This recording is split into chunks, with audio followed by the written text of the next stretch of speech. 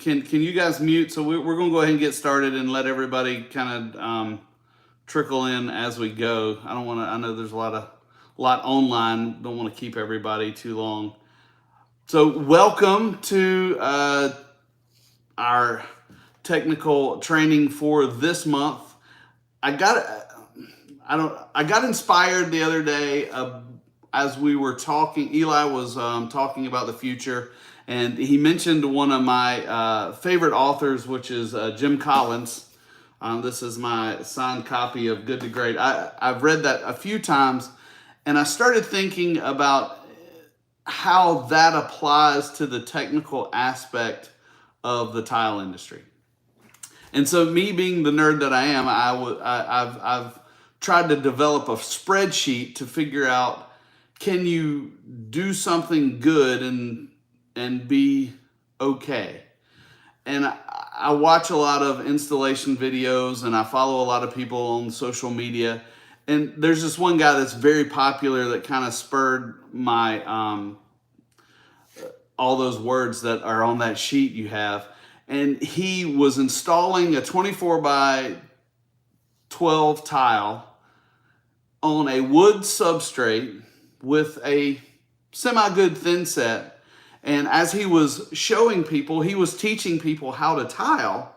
He troweled out his tile correctly, directional troweling, which we all talked about when we're in training together. And he set the tile.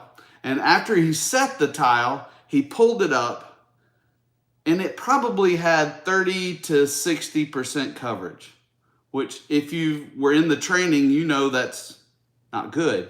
You know, TCNA recommends 85% for dry and 95 plus for wet. But what he told his audience of millions, well, that's good enough. Well, that kept me awake at night. And I know that's because I'm weird.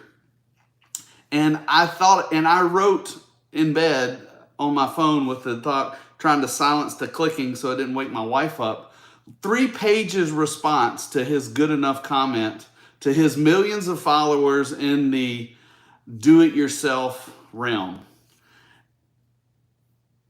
And what he did is probably what a lot of tile setters do, truthfully. But I started thinking about what he said and what he taught, and that leads to failure. And so I tried to quantify this because that's what I do. And would 30 to 50% immediately say, well, crap, my tile installation is going to fail? No, not necessarily. But my thought process was, if you had a mediocre technique with a mediocre substrate and a mediocre thin set, you're going to fail. And so I started thinking about being good and being great. And, you know, we're striving to be a great company. And to be great, you have to be different. And, you know, Dave Ramsey says you have to be weird. So sometimes I'm weird. And we, as a vendor, control a very small part of the overall success of a tile job. You know, we're supplying the material. So how does our decisions affect the overall success of a project? And I was thinking about margins and, you know, thin sets. They have to be recommended by the ANSI. They have to meet a certain criteria, and there's always a margin built in. If it has to be 100%, they're going to build it to 125% because that's just how most things work. So when you start building in those margins, you can really build a really great material list for your client that will succeed and can possibly overcome a mediocre installer or a poor substrate or poor layout decision. And those things we have no control over. And frankly, those are the things that you guys email me about all the time. You know, Chaim sent me something today. It was a bunch of glass tile. And the glass tile looked, you know, pictures tell 1,000 words, but bad pictures make it worse. That, you know, it didn't look like there was any soft joints. So there's nothing we can do for that. But on page 2 of your document, I got creative and said, well, if we get our clients to make good decisions, even if the job conditions and maybe the labor is not the greatest, they could still have a successful installation. What that means for us as a company, we sell better materials. When we sell better materials, we normally make better margins and more money. But also the unforeseen part of that is we don't get the calls. You know, I don't. Many of you probably don't know what Latticrete 252 is. That is the basic bottom of the barrel thin set, and a lot of people use it. I can't believe how much they sell day in and day out, but they sell a ton of it. And in the hands of a professional, they can make that work. You know, somebody's been doing it a long time. They have the labor portion to where they're going to get an A in that, and so they can make that mediocre thin set that has a very small margin, they can make that work and make a successful project. But when we're selling to a Joe homeowner that's never mixed up thin set before in his life, that's a dangerous combination. And so as I was thinking about all these things and trying to help relate it to how my goal for us is to be the most knowledgeable, the most helpful online, is to try to help us realize that those small decisions that we make when we're selling a project, if there's room in the budget to upgrade a thin set or upgrade a grout, they make a difference overall and hopefully save us some time in the technical department for claims or other stuff. So I said all that to try to get us to think in that motive that this poor schlep on YouTube that says, well, it's good enough. It's good enough. And I know, and I started off that the technical brief a little bit personal is, you know, everything in our life, you know, I don't want to be a good enough dad. I want to be the best dad. And I don't want to be a good enough technical director for you guys. I want to be the best I can. And I want us to help our clients have the best installation they can. And to do that, we've got to work at being the best that we can. So I know today was a little bit different. And the overall scope of things is we're trying to get success out of each job we sell. And we're trying to minimize the mistakes down the road. And we do that by learning more. And we do that by helping the client make good decisions. And if you hear something from them that raises a red flag, it's probably a good place to stop and ask a question. You know, if they're saying they're building a steam shower, you need to really think about what materials are we putting in that steam shower. If they're tiling a pool, we need to think about, well, can the tile we have work in a pool, and does a thin set work in a pool? And those things, as we bring those to the forefront, as we're talking to the clients, help them navigate down a good decision-making process. So hopefully they make a good decision when they pick an installer if it's not themselves, and they have a successful installation. And I know probably 1% of them would ever comment and say, you guys provided the best stuff, but probably no comment or no complaint is also a good result. That's all I have. Did anybody, I know I saw people handing out sheets, so probably didn't have a chance to digest any of that. Does it make any sense? Am I crazy? Did anybody find that helpful? Give me some feedback.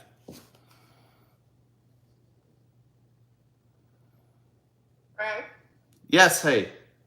Hey, that is very helpful. And along those lines, and in reading this and interpreting it into how it can help us, what is like the number one claim that you see coming through on things, whether it be material or an installation type of situation, and what can we do to further minimize, especially that number one claim you come across quite often? Sure. Probably the number one claim is discoloration, staining, or my tile is dirty.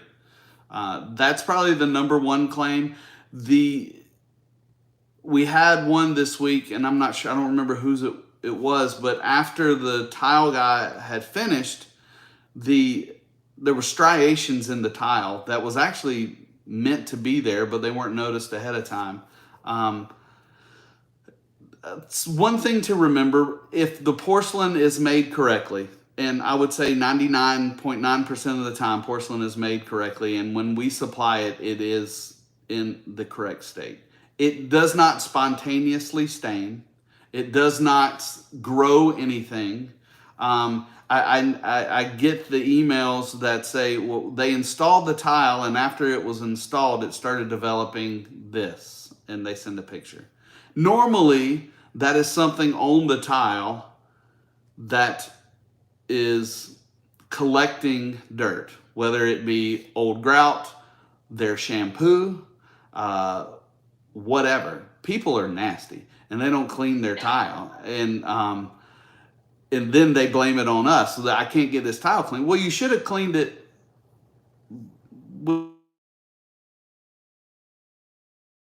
So the big and we can combat that on when we're not selling porcelain is if we're selling a porous tile, try to combine it with a sealer.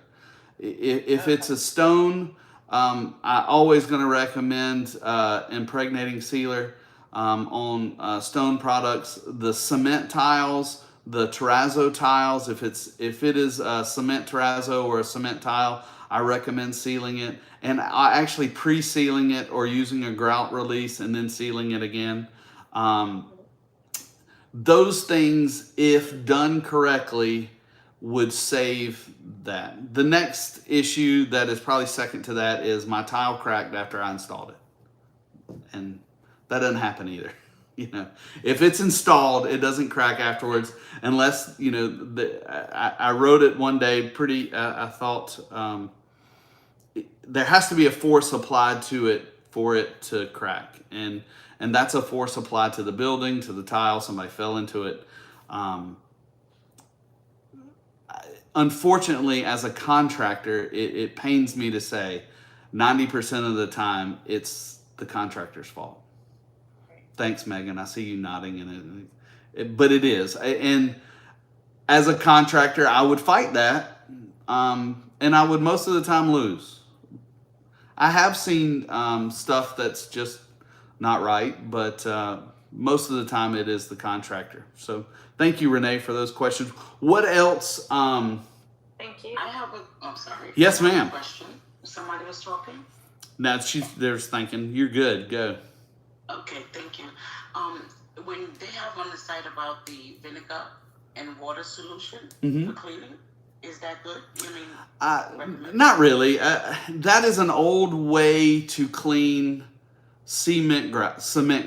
I call it cement because I'm from North Carolina, but cement grout can be cleaned and removed with an acid-based cleaner, and a vinegar is an acid. So that's just, I mean, when I started setting tile, I mean, I bought gallons of vinegar and we cleaned tile, but I would always advise somebody to go to a tile-specific cleaner. If they have cement grout, they can use an acidic-based cleaner. You just have to be very careful. Okay, thank you very much. You're welcome. What else we have? Any other popular stuff that I haven't seen?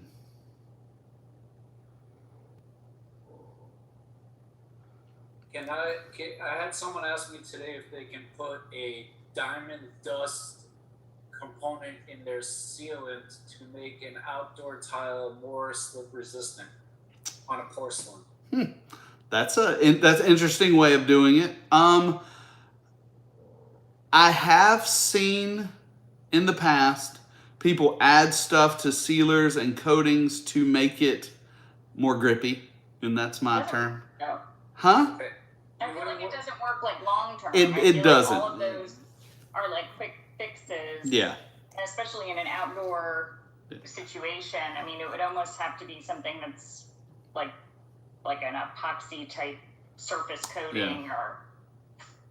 We're actually bringing on, I think we're close to bringing on a vendor that has a product called Safe Floor. And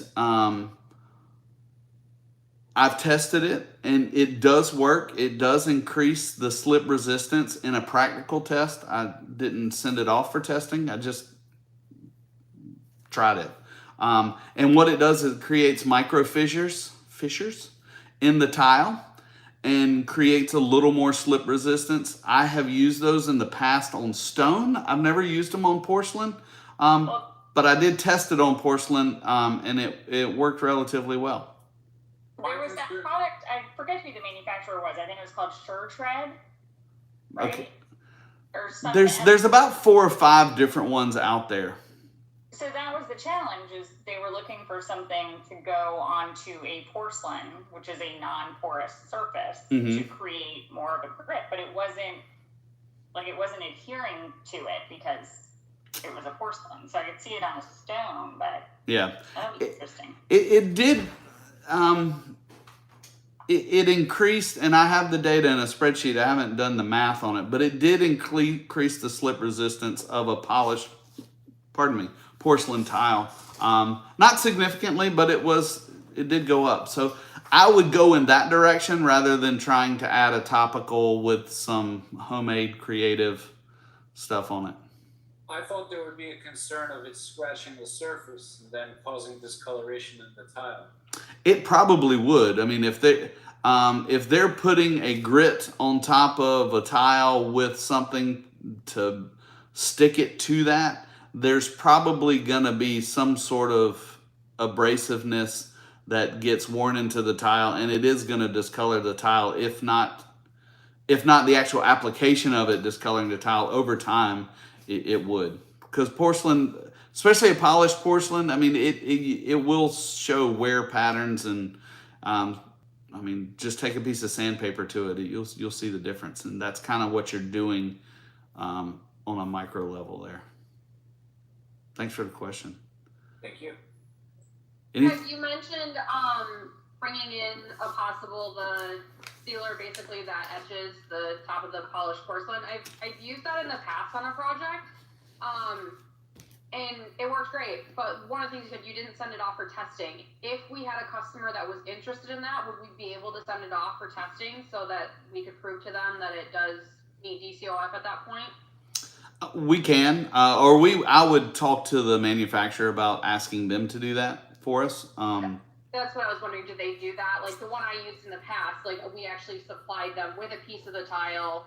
They did the application, they did all the testing, and then provided the data back to myself and the customer. Yeah. Is that something that this company would do, or you're not sure?